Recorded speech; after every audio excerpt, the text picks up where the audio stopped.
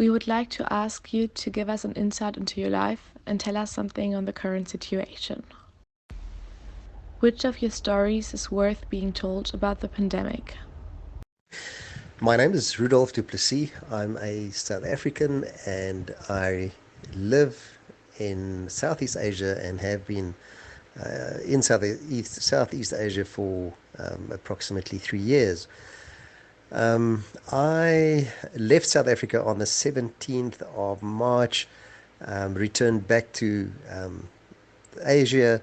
As I have a business in South Africa, I tend to travel between Southeast Asia and South Africa every 2 to 3 months. So, as I said, I left South Africa on the 17th of March, just before the Corona pandemic really got momentum, and about a week before they implemented a level 5 lockdown in South Africa.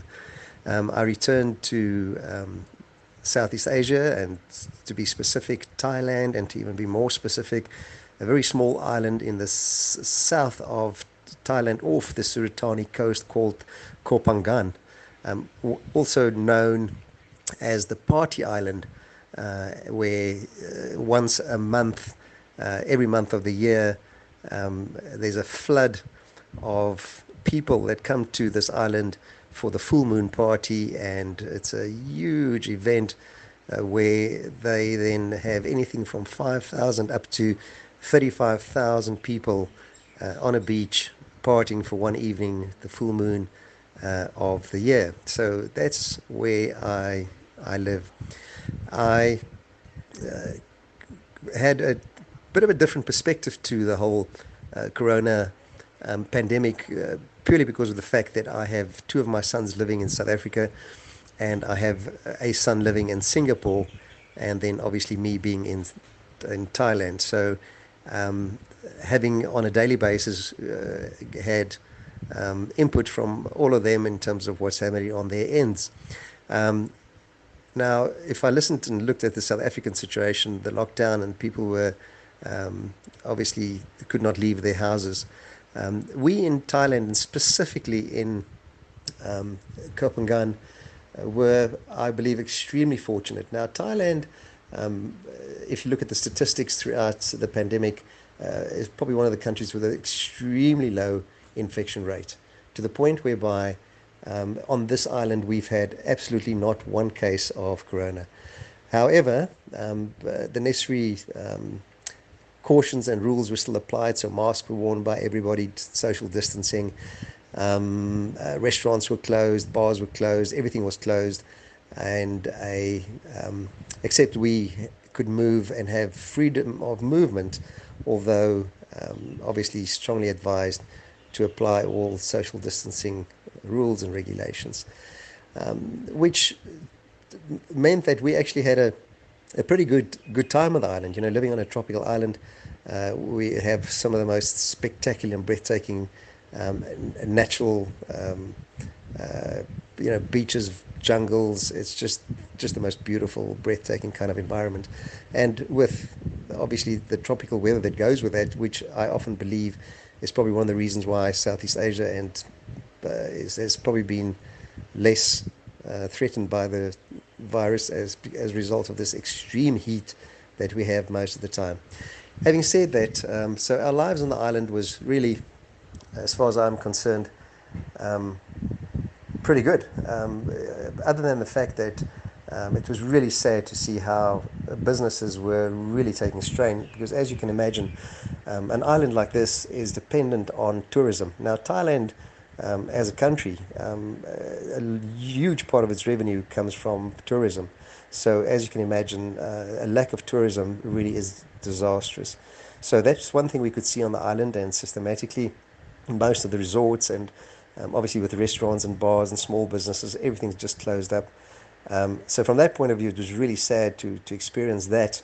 But other than that, life carried on. And as I say, with Thailand having such a low infection rate, and then obviously the island not having any, it was very much life goes on in a different environment. However, listening to South Africa and then obviously Singapore, where things were really, really rough in terms of the rules, regulations, and what the people were going through.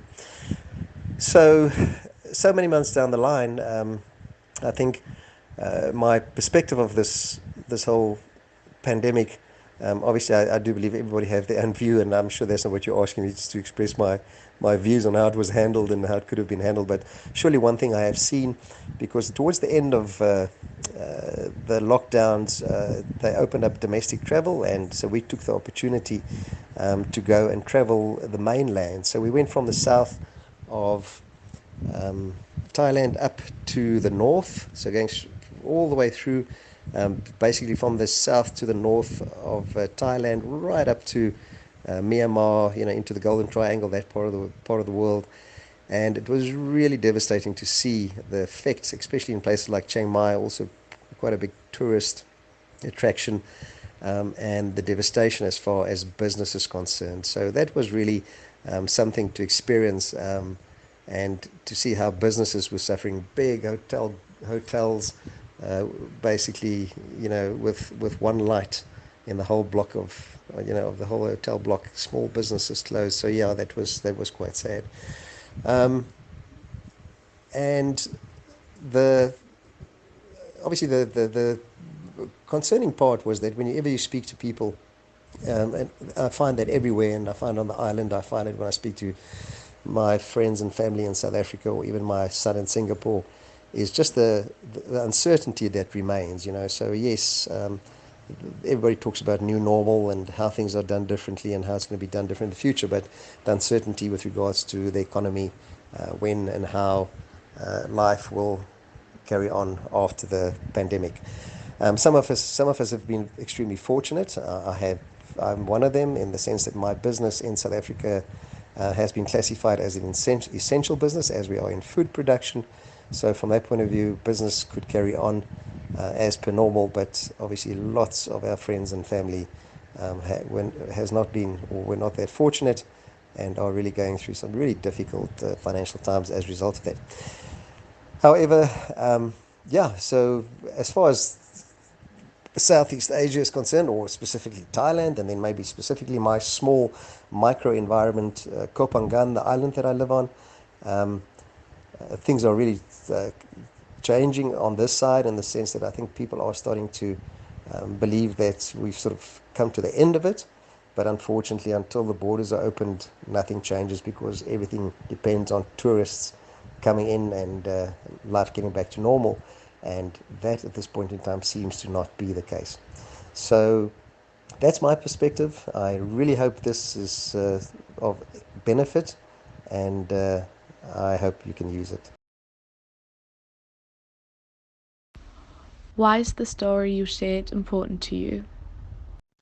The significance of what I've shared with you purely, I think, emphasizes the fact that I've experienced it vicariously through different environments. So being the South African environment, Singapore, and then Southeast Asia.